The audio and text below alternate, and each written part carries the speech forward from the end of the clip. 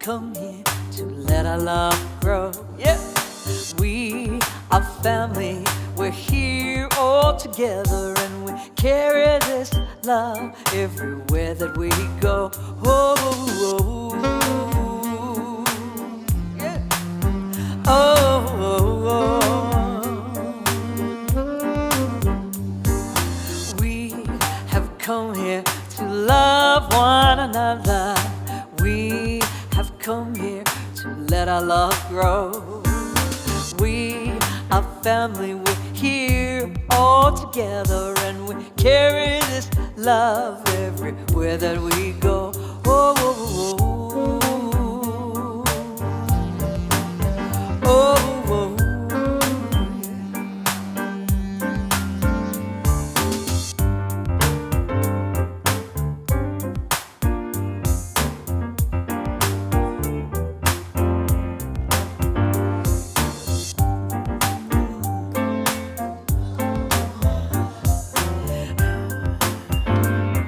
Come on, sing with me now.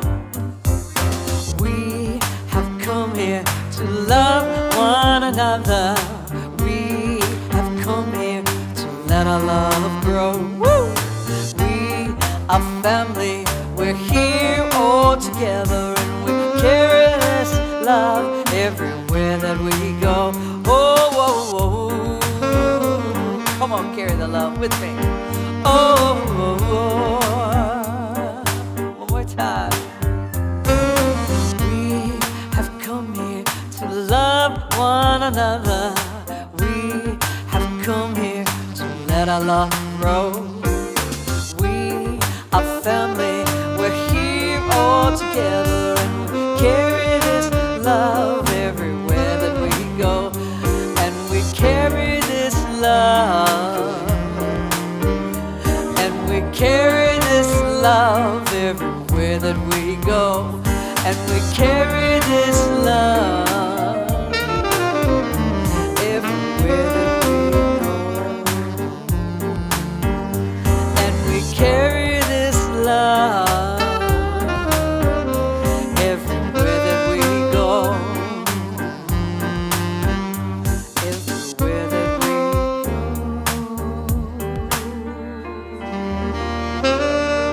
Yeah, beautiful guys, I love it. Yes, yes, yes, yes. Stand if it feels comfortable to do so. I am grateful, grateful for this day, for the love we share, the life we make, and I give thanks for all the many ways that the love of God appears. I am grateful, so grateful, the love we share, the life we make, and I give thanks for all the many ways that the love of God appears. I am grateful, grateful for this day, for the love we share, the life we make, and I give thanks for all the many ways that the love of God appears. I am grateful, grateful for this day, for the love we share, the life we make, and I give thanks for all the many ways that the love of God appears. Yes, the love of God is here. Yeah.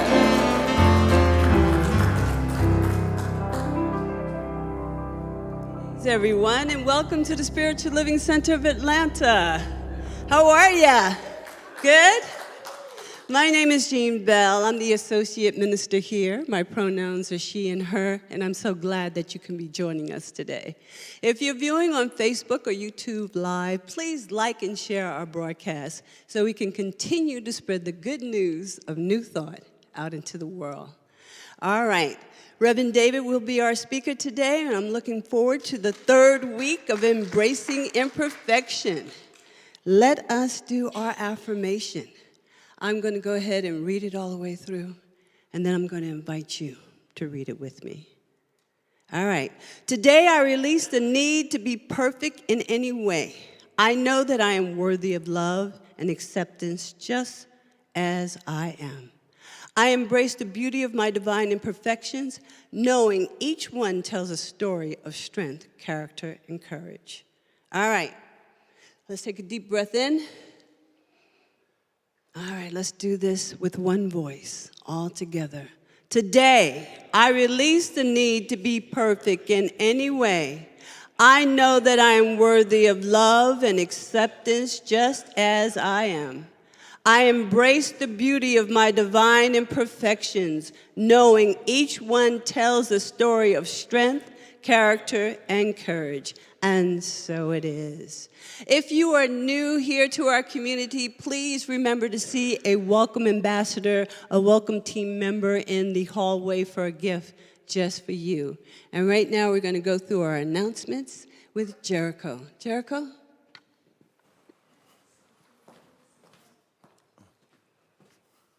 I didn't know it was mine. Oh, thank you.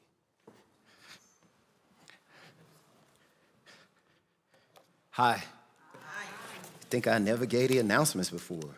Hello, my name is Jericho Brown. My pronouns are he and him, and I serve on the creative arts team at SLCA. We have a great many opportunities to connect, grow, serve, and give at SLCA. For more information about today's announcements and other opportunities, please scan the QR code found on your monitor.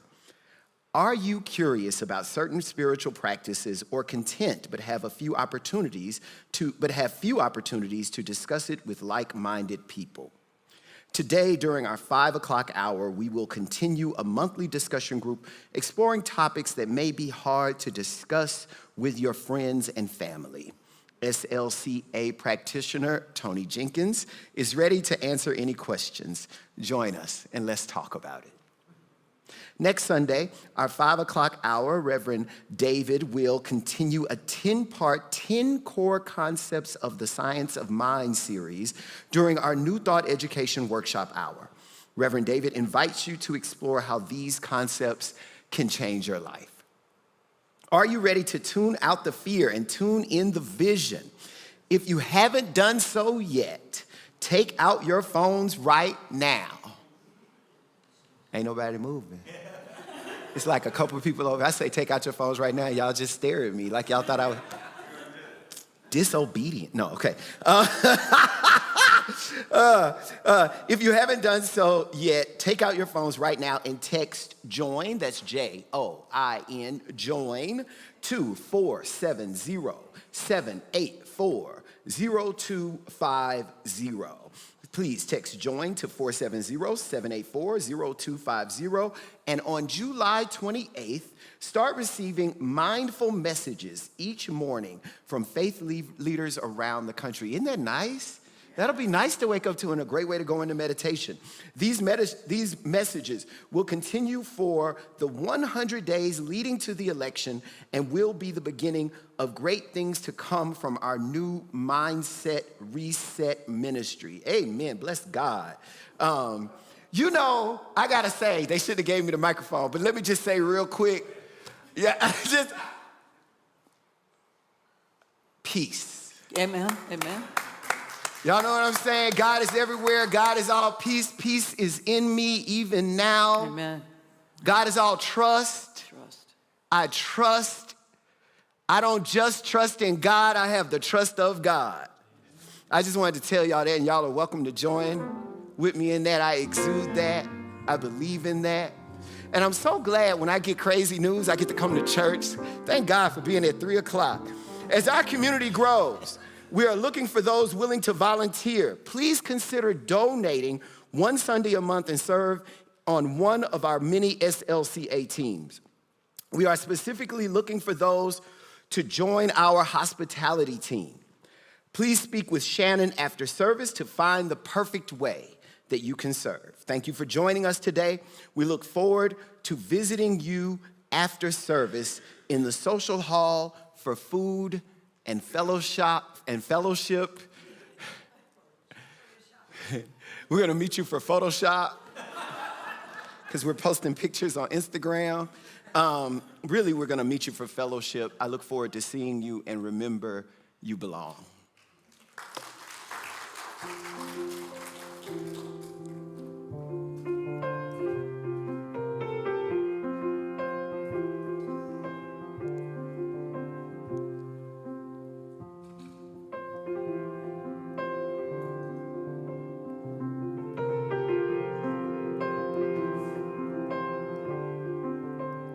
Open your mind,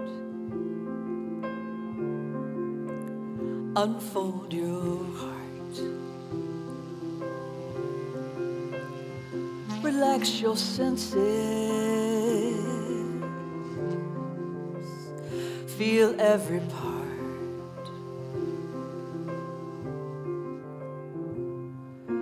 You ain't got a thing to fear, looks like love is growing here. So take your guard and let it down. Go deeper still until you come unwound. Unbound. Breathe every breath. Release your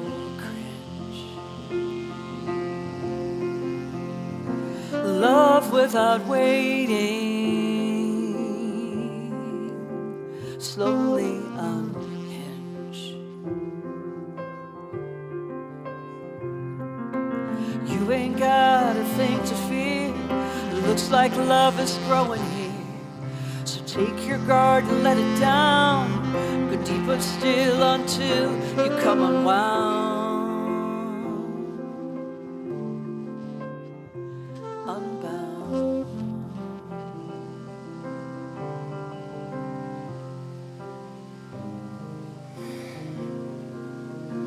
As I take this breath and center, going within to that place of peace, that place of calm, that place of love, this place that is untouched by any of the events that are going on out here. But it is the place that I call love, compassion, peace, kindness, that place where joy just comes from me with ease and with grace. As I touch this place right now, what I recognize is I'm one with it. It is a part of me. It's never outside of me. And because it is within, it is always present, waiting for me. Never anywhere else but right there with me in that moment. How magnificent is that, to be a part of something that is always loving, kind, and ready to spread joy. I'm so grateful to be able to tap into that, to be able to rely on this, to be able to take a breath and go there at any moment, no matter what is going on outside of me, because that presence is within me. It's not outside, but within. I relax into that knowing. I relax into that peace. I relax into that joy. And gratefulness just springs forward from me. I'm grateful to be able to be a member of this center that has a minister with a message, that has a minister with a vision, that calls forth for us to go within and call forth what we want and not shrink back in fear, How magnificent. How wonderful.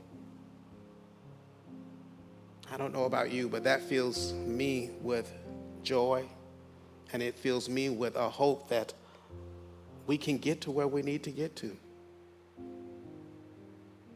And so I say thank you. Thank you for giving me this moment. Thank you to the universe for always being there with me. Thank you for the ability to know this, understand this, and use this. And so with that, I drop this into the law, knowing that the law has no choice but to take this and to say yes, as it always does with whatever is presented to it. And if you're in agreement with me as well, please say with me. And so it is. You can stop waiting for love to find you. Look inside your heart. Love's already who you are.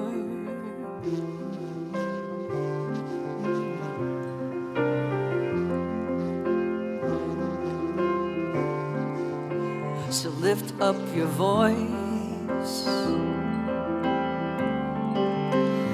Let it be heard. Tell me your story, tell it to me. Don't leave out a word.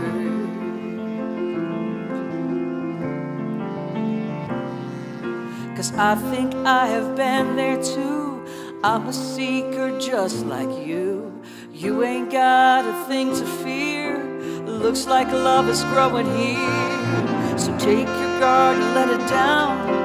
Go deeper still until you come unwound. Unbound.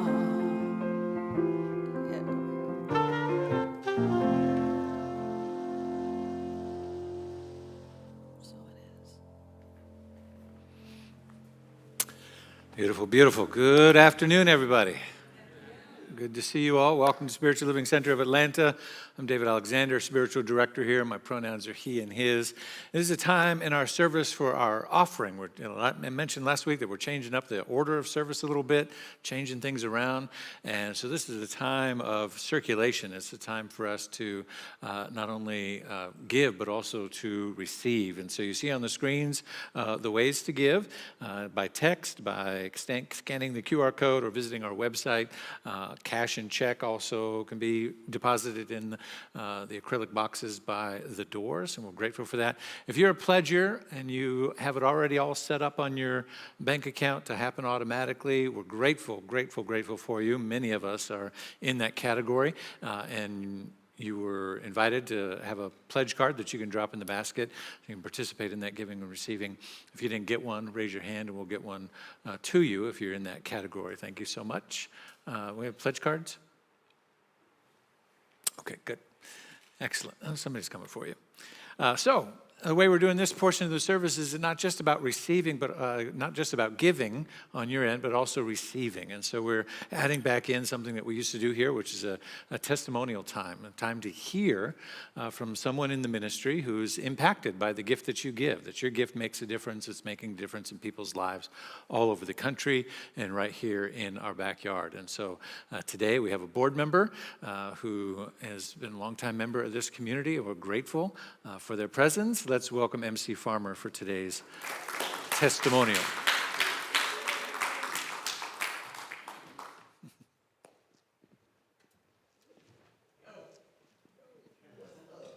Hello, everybody. My name is MC Farmer, as Reverend David said. My pronouns are they, them. I am on the board. I serve on the hospitality team, and I also do some of the outreach ministry here at the center. I've been a member for 8 years now. You don't see me as much because I love being in the kitchen. So I'm here. I'm just back there preparing food and getting everything ready back there. So I'm up here today to talk about why I'm very grateful for this community. I'm always accepted, whether I'm in here in sweatpants or jeans or whatever. I can come as myself every day, every time I serve, every time I say hello to people. I'm always welcome. I have family in this room, not just friends and spiritual community. I have family. And so that's why I'm here to talk about our grateful giving. And I would like for y'all to join me in doing our grateful giving today together as a family in this room today and online. So I live in a universe of abundance. As I freely and joyfully give, I join in the divine flow, and all that I share with life returns to me multiplied abundantly. And so it is. I love you all.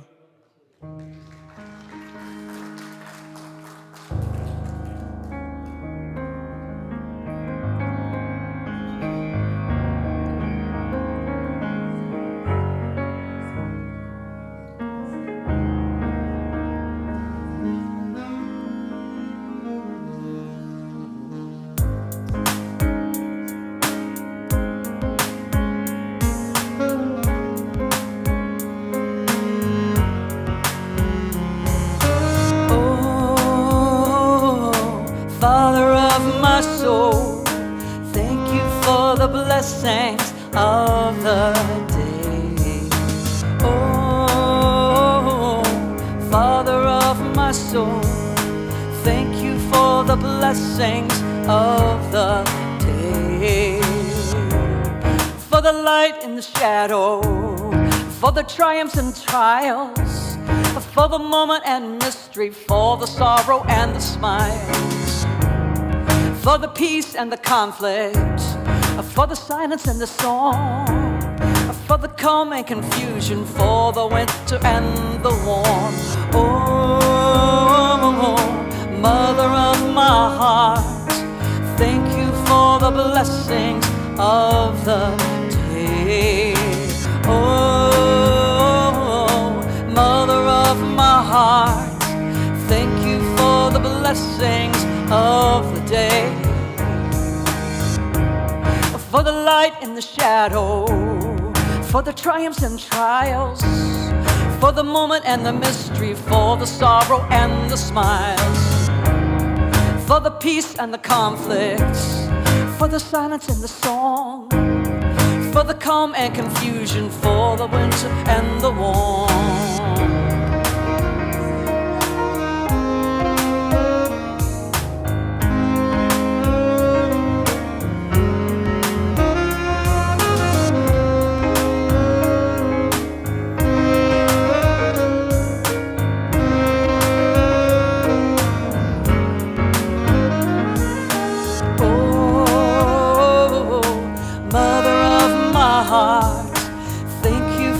Blessings of the day.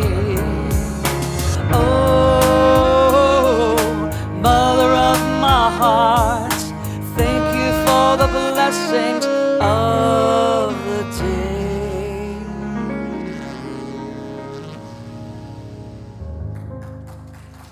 Thank you. That's beautiful. Let's give some more love to our music ministry. Bring the offering forward. We give thanks for these gifts, for all of the gifts that these represent, the pledge cards, all of the gifts that have come in online, all of those that will continue to come in throughout the week and throughout the month. We know that this ministry is making a difference. We know that each one of these gifts represent a heart and a mind and a soul that is connected to this place, loves this place, and wants to see its message continue to grow and unfold in ways that impact the world and each one of us as individuals, in our glory, in our magnificence, in our divine health and well-being, and in all things spiritually grounded. We give thanks, and so it is. So it is. Thank you, thank you. All right. Well, here you are. I said, and here we are. I said 2 weeks ago, you remember what I said 2 weeks ago? I said, I don't know what's going to happen, but I know we're going to need each other. I repeated it last week because it felt appropriate. I'm going to repeat it again today because it feels appropriate. I don't know what's going to happen, but I know we're going to need each other. I know that community is important in this time, that leaning in to each other and for each other and with each other is important in this time. Amen? Amen. And so here we are. Some of you perhaps didn't intend to be here today, and then you heard the news. And you said, oh, no, I got to go. You get the car keys. It just comes screeching in on two wheels. Amen. We're glad you're here, if that's the case. Or tuning in online, perhaps.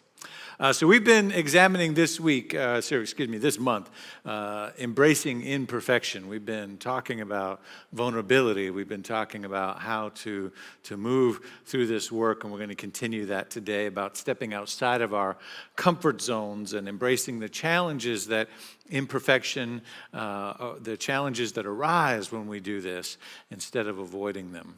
Opening ourselves up to learning and to new experiences and unexpected breakthroughs.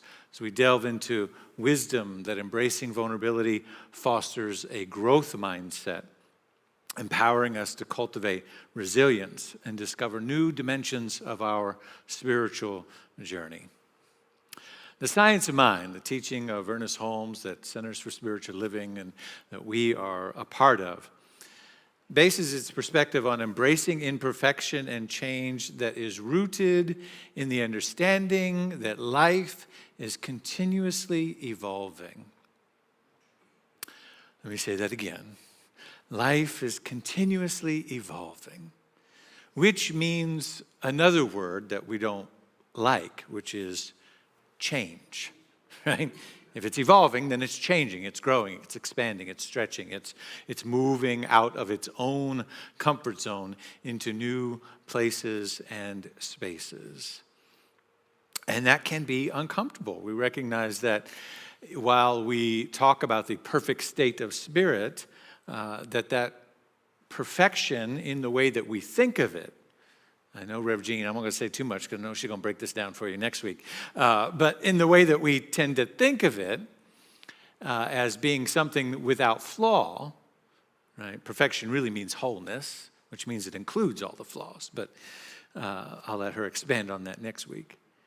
We recognize that without flaw kind of perfection is not attainable. So instead we embrace, or we're asked in our spiritual journey to embrace the beauty of imperfection as that integral part of our growth and expansion. I started this series by saying this, I think. Let's see if we can get it going. That's the affirmation. Once we release the need for it to be any other way than it is, we regain the power to shape it into what we envision. Once we release I don't know if there's anything, I don't know if there's anything happening that you might need to release the need for it to be some other way than the way it is in your life or anywhere else. Amen, somebody? But when we release that need, it is what it is. It may not be the way I prefer. It may not be the way I like. It may not be showing up the way I want it to show up. But I let that go. I release that. I make peace with the way it is. Now, sometimes we confuse with making peace with the way it is as some kind of blind acceptance and kind of just, rolling over like a spiritual doormat and just, whatever happens, happens. No. We said last week that we're allowed to have standards. We're allowed to have boundaries. We're allowed to have things that hold us up and have standards of expectation. But in the midst of that, we still embrace the fact that our expectation doesn't always get met, right? We embrace the fact that sometimes things unfold in a different way. I'll share some examples of that a little bit as we go on today. And so when we embrace something the way it is, make peace with it as it is, then we regain the power to shape it into what we envision. We realize that, I have an agency within me and a responsibility as a co-creator with the divine to articulate what I want in this moment. And so I've been looking at all month long the wonderful work by Brene Brown, The Gifts of Imperfection, in which she challenges us to and advocates for this transformative shift in perspective, one that invites us to embrace our imperfections as fundamental to our humanity and essential to our genuine connection and fulfillment. Her exploration of imperfection is grounded in research on vulnerability, shame, and wholehearted living. She talks about what does it mean or what does it take to live wholeheartedly. That is her definition or her word that she uses to describe those who are kind of free from the shackles of shame, who live a vulnerable and live an authentic life. And so that wholehearted living, what does it take to do that? And in the book, The Gifts of Imperfection, she talks about the markers of wholehearted living. She says that perfection is a shield that we use to protect ourselves from judgment and shame, but it ultimately isolates us from true belonging and prevents us from experiencing life to its fullest. And so as we look at these markers today, I want to look at this framework of wholehearted living, characterized by authenticity, vulnerability, and deep connection with ourselves and with each other. Because I think we're going to need some wholehearted living. I think we're going to need to learn how to not live from fear and shame and guilt and blame and all those other things now more than ever.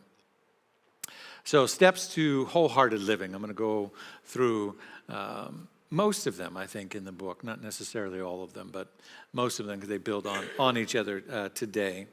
The first one, and we've talked about these throughout this series, cultivating authenticity. Cultivating authenticity. The first thing that we need to do is cultivate authenticity, right? Which is about letting go of who we think we're supposed to be and embrace who we truly are. And that sounds easy, but it actually requires a lot of courage to be honest with ourselves and then to share that honesty with others. That's the risk and the vulnerability part, right? My friend Bishop Pearson says, we spend most of our lives impersonating who we think other people want us to be. We become virtual imposters. And that works for us, he says, because the culture expects it, demands it, and insists that we be who they want us to be. We have grown up around guilt and shame and wanting to be liked, beginning with our first god and goddesses, the idols of our parents, and then our siblings or our grandparents or godparents or even our church community, whatever our community is. And you spend your whole life dancing around hoping somebody will like you. And that comes from a man who knows that journey, who, he used to talk about his own journey of faith moving from the traditional Christian fundamentalism Pentecostal world in which he was at the height of success. And he said, I could, dance and speak in tongues and jump over pews and preach the Bible with the best of them. And he said, until I realized I was doing it because they expected it. I was doing it because of the show. I was doing it because of the performative aspect. It wasn't where my authentic consciousness was. And I had to wrestle with that. I had to bring those things together and bring my authentic insight and spiritual journey out and share that with people. And then be confronted with that awkward moment of what if that which is authentically mine to share is something that people don't like? Because they expect this of me, and I'm really good at it. But it doesn't work for me anymore. Anybody ever been in a similar situation? In a relationship with your parents, with society at large, right? Most of us go through some version of that, right? As teenagers or young adults, it's a coming of age kind of thing. Authenticity involves aligning our actions with our values and beliefs, and thereby fostering that sense of congruency between our inner and our outer selves. But it's not easy. It's not easy to find that authentic voice and say, this is, you see, our authentic self lives at the intersection of all the things that make you uniquely you. Your history, your background, your culture, your parents, your upbringing, etc. All of things about your identity and affinity, groups, and etc. And then it's where all of those things intersect with the Spirit of the living God that is within you, that has implanted within you a unique time and space imprint to speak into the world and to show up this way. And it may or may not be congruent with all of those other markers, right? And yet those markers, those affinity groups, the ways that, with our gender identity, our sexual identity, our background, where we're from in the country, our language, our dialect, all of those different things, right? And regardless of whether it lines up with those things or not, each of those things, either as blessings or as curses, serve the push and the evolutionary pull towards our authentic self. Is that making sense? Everything, it's to two people over here, it's making sense. The rest of you? Yes, okay, good. I just want to make sure, right? It's that intersection where we have to wrestle with each of those things. But as I said, whether those things are blessings or curses in our mind, in our perspective, because that's a judgment based on that filter of perfection, right? They serve to push that evolutionary journey forward, to bring forward what is uniquely ours to do. And it feels more challenging when it requires kind of bucking the trend or breaking out of the stereotype or, 'cause I'm the only one in my family like this, right? I'm the only one who thinks like this, votes like this, has this perspective or this feeling about this thing or that thing or whatever it is, right? And so what if they don't accept me? What if they don't like me? And yet that push of the evolutionary part of ourselves, of spirit, keeps pushing us forward anyway. And so it brings us to the next marker of living a wholehearted life. Brene Brown says the next step is cultivating self-compassion. And cultivating self-compassion is so important because we realize, this is going to be risky, right? They may not like me, but I need to like me, right? If I've decided to trade in whether other people like me or not for my authentic self, then one thing that is absolutely essential in the strength and resiliency of my being is that I have to like me. I have to love me. And I have to say that that's more important than sort of the slings and arrows that I might suffer as a result of my authentic expression. You with me? And I have to have self-compassion because the second part of the self-compassion is that I come to realize that the things that I judge, as the old beautiful song, what's that song? I love myself the way I am, right? All the things I judge are done by people just like me. That the judgments and projections I have about what's wrong with the world, that those things are being implemented by people just like me. People that are struggling to find their authentic voice, that are wrestling with who the world thinks that has told them that they should be, and they're performing to that, and inside there's something that really doesn't want to do that, and so on and so forth. And that's a universal, like everybody's carrying that battle to some degree.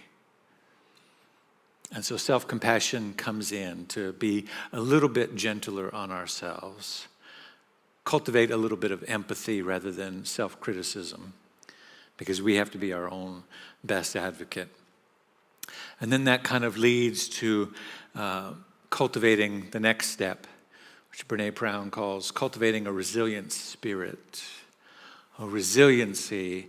It's not about avoiding adversity or hardships, but it's rather about navigating those challenges with courage and perseverance. It's going to require, in order for you to be your authentic self, it's going to require some perseverance. It's going to require some spiritual tenacity to say, I'm going to do it anyway.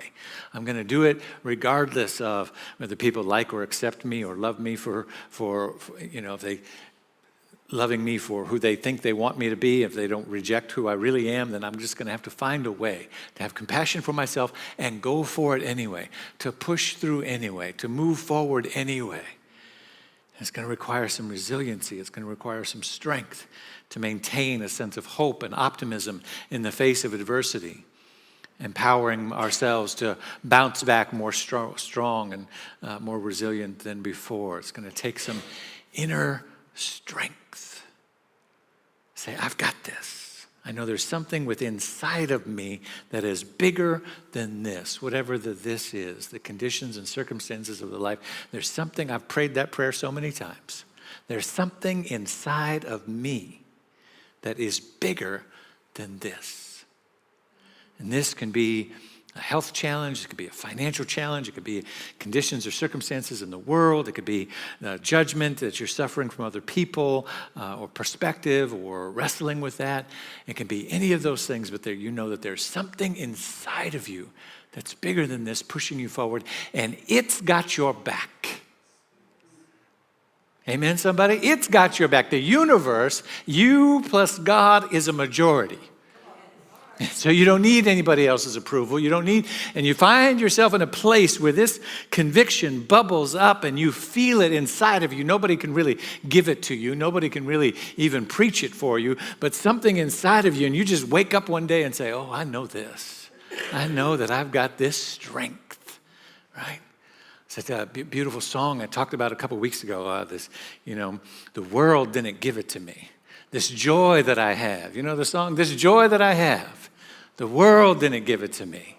And because the world didn't give it to me, the world can't take it away. Right? That's resiliency. It comes from the inside. It's coming from an eternal place. It's coming from the spark of the eternal, of the divine spirit. It's within me. And I feel it and I know it. And I let that begin to rise in my spirit and in my expression. I remember when I first, 20 years ago, I talk a little bit about it in the book, but when I first started talking about things, social justice issues, like Black Lives Matter and other justice issues, when I started talking about the construct of whiteness as a social construct, not as race identity, but as a social construct of consciousness. Let me just tell you something in case you don't know. That troubled the waters, right? There was a lot of people like, ooh, no, I'm not with you there, Rev. No. I don't understand that one. And I would try to explain it, and I'd try to, contextualize it in the understanding of consciousness and all of these different things. And nope, can't go there. I can't. That's just a little too something, a little too awkward, comfortable, uncomfortable, whatever it is. And I had to stand in the space of cultivating a resiliency around it. To say, do I have the authenticity, the self-compassion, and the resiliency built up to say yes to what Spirit is asking of me in this moment anyway, regardless of who shows up, regardless of who supports it, regardless of who understands it or not. I don't know if you've ever been in a place where you found yourself at that junction point of something else in your life, but I have. And it's an interesting place. I remember I shared in the book that, again, years ago when I was sitting in Bishop Flunder's office, and I said, I just feel this, I know this is part of my path, I know this is part of my work, and I said, what can I do? How can I, what do you need of me? How can I show up in a way, right? Because I felt it so strongly. It was just as clear as like a download, like this is part of my ministry, even though I don't come from that tradition, even though I haven't been guided by mentors in this way. I haven't, there's no evidence for it. Come on, somebody, you know what I'm talking about? There's no good earthly reason for me to be here in this office in Oakland, California, talking with this woman. And asking what I was asking. There was no good earthly reason for it. There was nothing in my pedigree. There was nothing in my upbringing. There was nothing in my ministerial education. There was simply me and the Spirit of the living God saying, this is what you are here to do. Anybody been there? This is it. It's just me and God here, but I know it so deeply in my soul. So what can I do? And she said, baby, just like that. She said, baby, she said, you're asking the wrong question. I said, oh, I'm sorry. I thought I offended her or something, you know. I said, well, what's the right question? She said, the question you need to ask yourself is, what cost are you willing to pay? What price are you willing to pay? Because it will cost you something. She said, if you do this, people will leave. They'll take their money with them. Friends will leave. They'll take their friendship with them. And who knows what else, depending on how far you go. And so we have to build an inner resiliency to be our authentic self. To embrace imperfections, to say, I don't know how many times I would say it to my congregation in Oregon at the time. I would say, you know, I'm speaking out about this, and you know, I might not get it all right. I'm willing to make mistakes in public. I'm willing to say, you know, if I need to come back next week and go, oh, I made a mistake about that. But it's important to me because lives are on the line and people are affected, and it's important that we stand up. And so are we willing to make some mistakes and just be courageous anyway? That's what it takes to build a resilient spirit. I know something about that. Brené Brown says the next thing is to embrace creativity. Not limited to artistic expression. It's not about glue sticks and construction paper. Right? And to embrace creativity, which is curiosity and imagination. Can you be curious? And can you expand your imagination? I'm just in this space. I'm just curious, right? Which is, in order to be curious, you can't be curious and judgmental at the same time. When you're trying to find your authentic voice, when you're trying to be vulnerable and be courageous and move in new directions, the world will come at you in a way and you want to be defensive and judgmental and protective. Or you can open up and be curious. Well, that's interesting to me. It's interesting to me that you would react that way. It's interesting to me that this would happen this way. It's interesting to me that it looks like those are my only two options. I can't tell you how many times I've had this conversation with God. It's interesting to me, God, if that is indeed your real name. It's interesting to me, right? That it looks like my only option is this or that. Since I know that God is all that there is, and there's an infinite supply, an infinite creativity, infinite, all of that. It's interesting to me that it looks so limited from this perspective.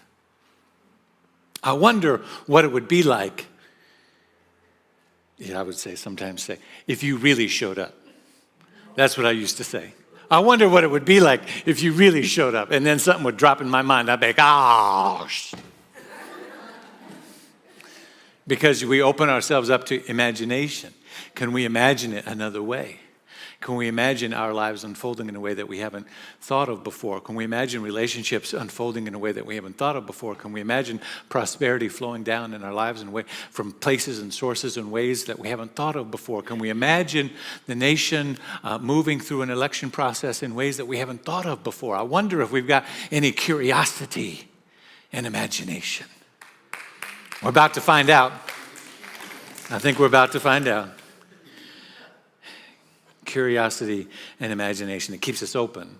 And it keeps us, as Brené Brown says in the next one, it keeps us cultivating play and rest. It keeps us in that creative space that allows us to play and also relax, to not have it all figured out. If we got creativity, if we've got curiosity and imagination, which equals creativity, then we can play with the options. We can play with the ideas. And then we can say, you know what? I'm just playing here. I'm just imagining. I'm just thinking out loud. I'm just brainstorming. I'm just wondering. And let's have some fun with it. And then let me just put it all down and just rest. Let me do some self-care. Let me just walk away from it all. I don't have to have it all figured out all of the time. Ooh, that's a liberating thought. I don't know if anybody needs that today, but let me tell you something right now. You don't have to have it all figured out all of the time. Isn't that good to hear?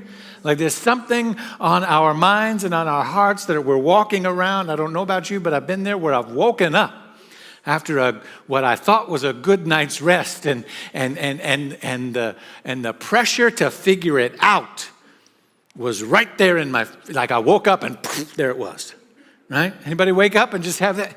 Like, have you figured it out yet? Did you get a good rest? Because now do you know the answer? Now what did it? Like, oh, I can just move that aside for a minute. I don't need to figure it out today. I can just play. I can rest. I can come back to it later, right? My son teaches me that all the time.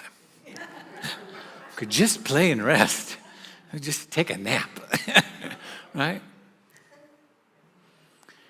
And then from all of this, as we kind of mold all of this together, I'm going to show you how we were doing this just this week.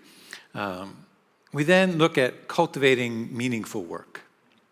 Cultivating meaningful work. Because now we've opened up creativity, we've opened up play and rest, we've opened up tenacity and resiliency, we've opened up all of these energy points in our body such that really meaningful work can begin to stream forth. It can really begin to know that what we're doing is choosing things that are about our projects and our passions and our deepest values, not about matching up or meeting other people's expectations. Anybody know the difference of those two? Choosing things that really feed your soul and your deepest intent, the deepest intent that Spirit has put you here for, rather than simply performing the task that the world expects of you, that the family, that the dynamic, that the job, that the place, that the whatever expects of you. I get to show up authentically in meaningful ways. I used to always have this dialogue. I'm telling you a lot about my inner dialogue with God today. And that's a good thing, right? Because I used to have this dialogue, because I used to think that in order to really step into authenticity, in order to really step into what was my divine calling, all of these things, it always looked like to me that because it was so outside of the norm of expectations, that I wasn't sure, and maybe you feel the same way, I wasn't sure how there was like a whole list of things, like I wasn't sure how all that was going to get met. Like if I really did what I wanted to do, well then, like, how would the rent get paid? Well, how would the laundry get done? Right? How would the dishes get done? How would the fill in the blank, right? How would that happen? Because if I was really doing what I wanted to do, then who would do that? Anybody? Am I alone here? Okay, there's three, 4, 5 of us. Okay, 6, 7, going once, going twice, right?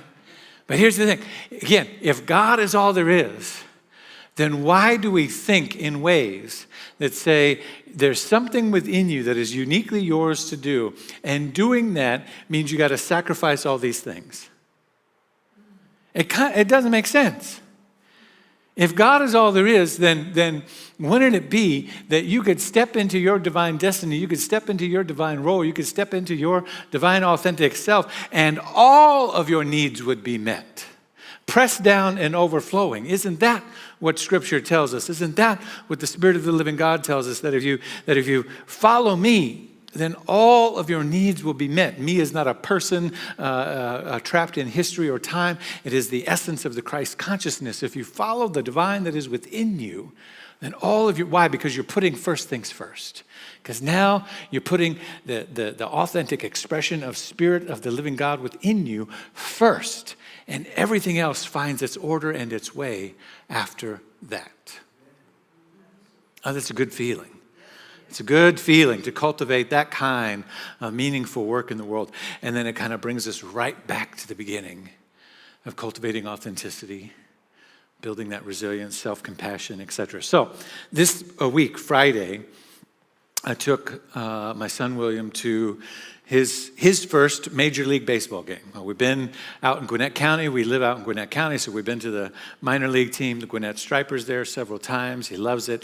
He doesn't watch any of the baseball game. He just kind of runs around in the big field out in the bleachers there and has a good time, but he loves being there. And he'll ask me, when are we going to the game again? And I have to decide, how much I want to spend on him just basically running around in a little park. But he loves it. And so, and then he watches me watch baseball, and we talk about it a little bit. And so he said, Daddy, when are we going to see the Cardinals?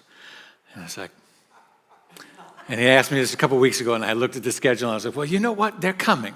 They're coming. They're coming here to Atlanta, and they're going to play in the big stadium with the Atlanta Braves. And so here we go. Friday, we got tickets, and we went. So what's the first step? Cultivating authenticity, right? Now, the thing that you have to do when you are in this kind of space in cultivating authenticity is he kept asking me about who was going to win. Because I said, well, who are you going to root for? And because he's got some Atlanta Braves stuff in his room, and I'm not a cruel father. I know where he lives. So he's got stuff, and he's got some Cardinal stuff, and he's got a little bit of everything, you know. And so I said, well, you could root for whoever you want. You live in Atlanta, you know, this is the Atlanta Braves. This is the home team. They're a great team. They're very good, you know. I like them. I just don't like them when they play my team. And I like my team for these reasons, and I explained some of that. And so, of course, you know, I'm going to root for the Cardinals because that's your team. And I said, well, but you can, so the cultivating authenticity moment was, but you can choose whatever you like.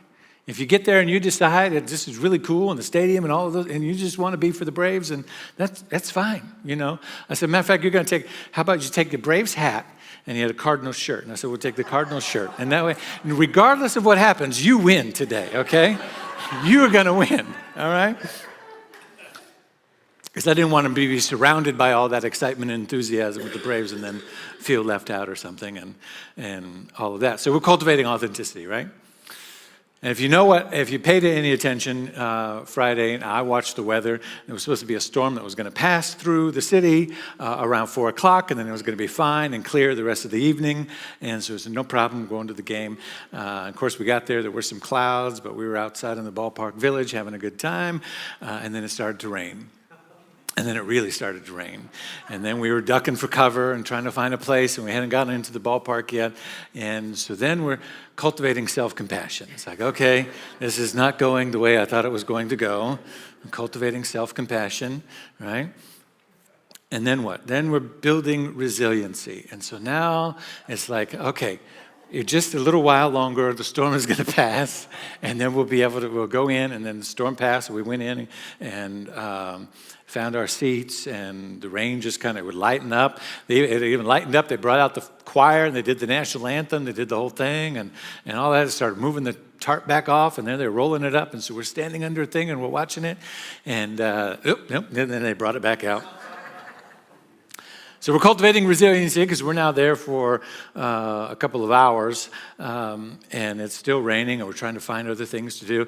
And you know my son could care less because it was about the pizza and the ice cream, and now let's go do this, and now let's go. They got games over there. Let's go do those games. And we went and did those games, and so on and so forth. He was having a great time. Guess who was dealing with their own judgments of perfection of how the evening was going to go? Me, right? He was having a great time. So we're building resiliency. And then what happens after building resiliency? Anybody remember? So cultivating compassion.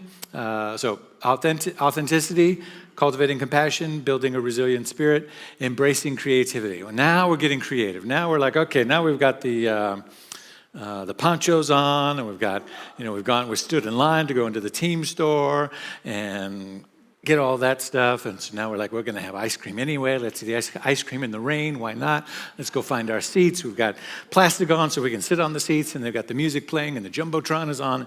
People are dancing, and we're trying to dance wild enough to get on the Jumbotron, and we're doing our thing and having a good time, all while I'm watching the radar going, just keep going.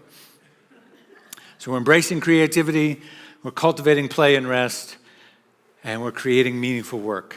We got home, we left before they called the game, and got all the way home. It still said it was in delay, and then they finally canceled it. And my wife she knew I was sort of disappointed at a certain level. But we had a great time. We had a lot of fun. And she said, well, I'm so sorry. And she was apologizing both to William and to me. I'm sorry I didn't unfold the way you wanted, father-son date and blah, blah, blah. And right out of William's mouth, he said, Mommy, the baseball game didn't matter. The bonding as family is what mattered most. That's what he said. It's my son. Right? cultivating meaningful work. You cultivate meaning out of battling with adversity. So I want you to see that it doesn't have to be big, scary issues that we do these steps with. It could be everyday life that we understand how to apply these principles. Now, there was something else where we wanted to apply these principles, and that is this project that we launched last week.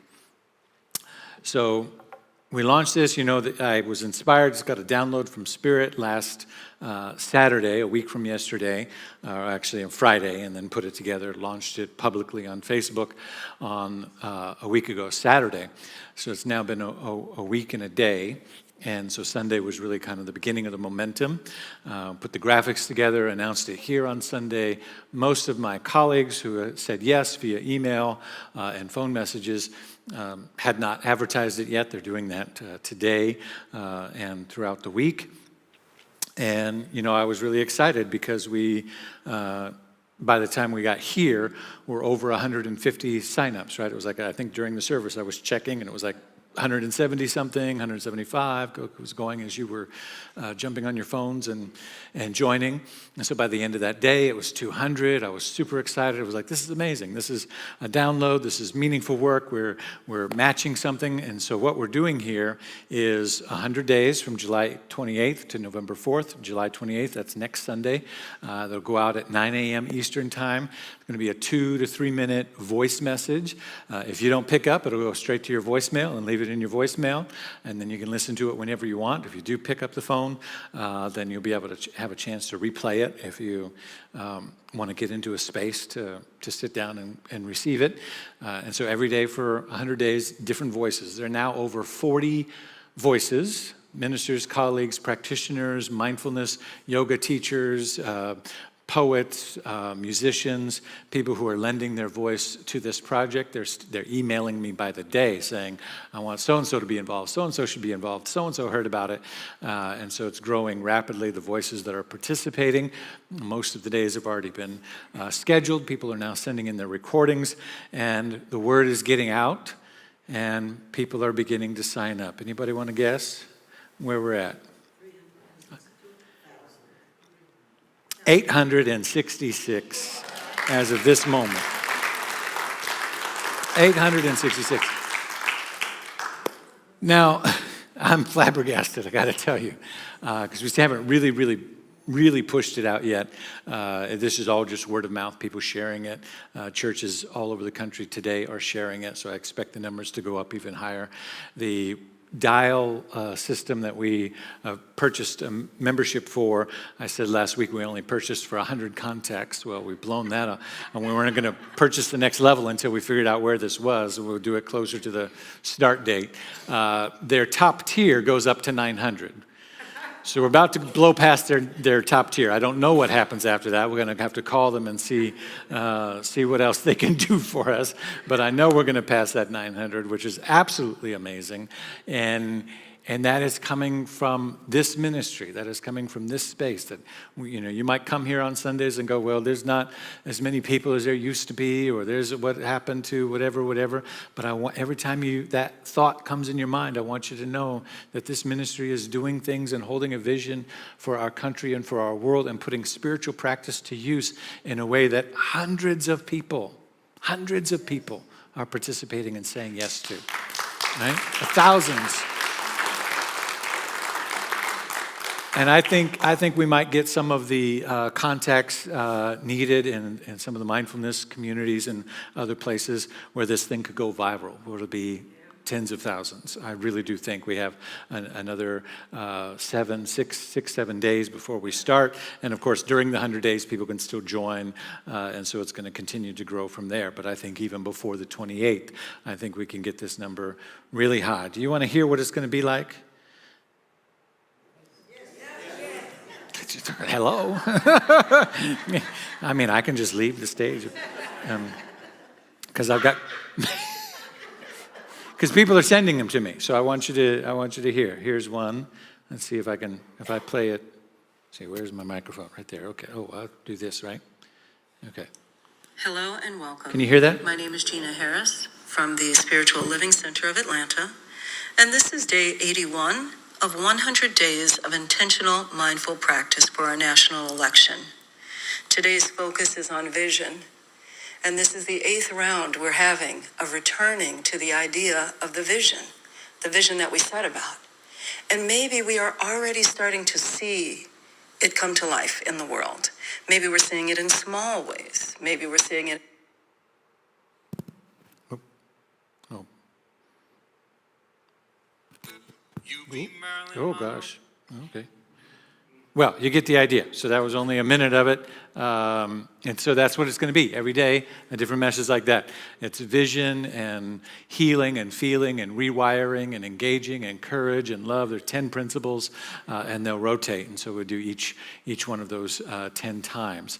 Online, we'll have affirmations, 10 affirmations that will just rotate being shared online that people can share on various platforms. There'll be a weekly Zoom check-in for people who want to connect with other people who are doing the practice and feel connection and community with people all across the country. I don't know what Zoom level we're going to have to get to host hundreds of people, but we'll figure that out. And then we'll be doing other things along the way. So that's an example of what happens when we're willing to be vulnerable, take a step, say, let's do this. It might be controversial, it might be whatever, but when it's a spirit download, we know that it's authentic and right on time and needed, and people are responding, and you are supporting that. Your gifts support that, your financial contributions support that. We sent out a letter last week saying, if you want to support this project in particular, we do need special support for that because the cost of the technology is not something we had budgeted for, but we're going to do it anyway. We will send a message to every one of these 900 plus people asking them to contribute as well, but we want to support it up front so that there's no glitches with the technology, and when the program is over, we'll send out we don't want to abuse the fact that people have given us their email and phone numbers, so we'll send out one fundraising message to everyone at the end as a way to say thank you for the participation. And we've also talked about the continued need to strengthen our own everyday funds and budget and financial flow here. All of those things are important because we're building something that is putting our faith to use in the world in a practical way, right? Audre Lorde, I meant to share this last week, I didn't get to it. She says, to refuse to participate in the shaping of our future is to give it up. Do not be misled into passivity, either by false security, they are not talking about me, or despair, there is nothing that we can do. Each of us must find our work and do it. Each of us must find our work and do it. And so we're finding our work in the world as we rebuild and reestablish ourselves as a community that is a place and holding space for all who want to put this positive mindset to use. And I'm so grateful for each and every one of you and your support in that regard. Let's pray together as I bring the practitioners forward in this moment. I remind you that our prayer practitioners are available for one-on-one appointments at any time. You can look at our website and figure out how to reach them. There's a prayer request form on the website that you can fill out at any time. And I mentioned last week, in addition to changing how we're doing our circulation moment, we're also changing this moment that at the beginning of the service, we don't have them in print in physical form yet, but we're redoing our prayer card so that you can fill that out at the service. You can check a box that says, I want to share this. I want this prayer request shared, so that at this moment in the service, the practitioners would have collected those in the service and handed them to me. Any ones that have that box checked, I will share that with all of us so that we can hold space for that. We do have one that came online that was asked to be shared. And so as we move into prayer, take a deep breath and join the practitioners. Join me. Join the we, the expanded we of collective consciousness. Join this moment in which we affirm and declare and know that there is one power and one presence and one life divine, one infinite energy, ever seeking to expand and know itself through you and through me and through all of life and all of creation. that energy, that pulse, that presence is fundamentally one of love, one of harmony, one of peace, one of joy, one of fulfillment through all expression. That includes you. That includes me. That includes the Spiritual Living Center of Atlanta. That includes its members and supporters, its practitioners, its staff, every individual within the sound of its voice that is touched by its message. It includes the prayer requests that have come in, that have gone unspoken or unshared at this moment. It includes any prayer requests that are happening online, that if you're watching online right now, you can simply put a word in the chat box and ask for something to be held in consciousness for an individual, for yourself. You can name them, or you can simply name that which you desire, stating it in the affirmative. We see and feel we have practitioners who are watching online, and they will watch the chat and affirm and know the truth for each thing that appears on the screen. And for the prayer requests that have come in, for Elizabeth Garrity, who's asked for prayer today as she has been suffering severe back pain. She is improving, but still has a way to go, she says. And so in this moment, we know that there's a divine intelligence in her body. There's a healing energy that knows exactly what to do and how to do it. It's expanding and expressing itself throughout the entirety of her body, and that she is supported, guided, and directed in the world in a way that feels firm and secure and strong. I know this to be the divine truth for Elizabeth, for all those that have put a prayer request in, and for our nation. I know that there is peace. I know that there is divine guidance. I know that there is only one thing trying to happen here, and that's the evolution of consciousness through our democratic process. And so I speak that divine guidance to all of the hands that are involved and all of the ways in which the unfoldment from this moment forward occurs. I know that it grabs the attention, not just of our mind, but of our heart, of the nation's heart, to bring forward the brightest and the best for all people, for all concerned. I know that this is a real divine energy and becomes possible through our engagement, through our vision, through our capacity to be the avenues through which it expresses. I give thanks for this community today, the opportunity to be together, to lean in, to say yes, and to feel and sense the support of a community that sees and recognizes us as we are. And as we are meant to be. For this and so much more, I'm truly grateful and thankful as I release this word, knowing that it is already done. And it is our great joy and pleasure to simply be about the business of the divine, the Most High, in every aspect of our being. And so it is. So we let it be. Peace and blessings. Thank you so much.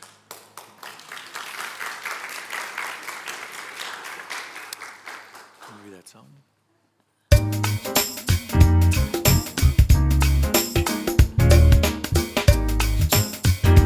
I invite you to stand with me.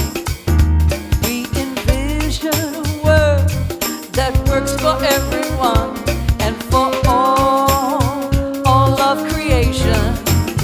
We see all people, all beings as expressions of God. We see a world that works for everyone. Thank you, Rev D. We envision a world that works for everyone and for all of creation.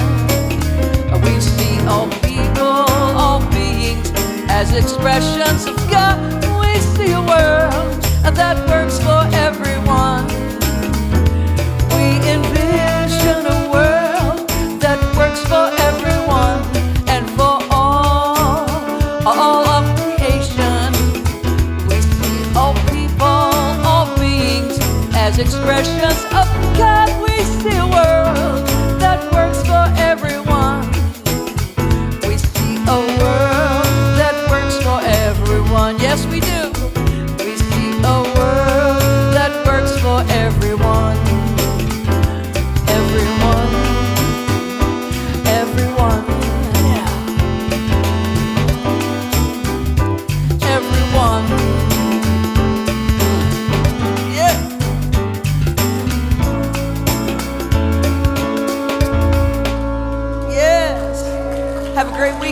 everyone. We have a special slide, special music.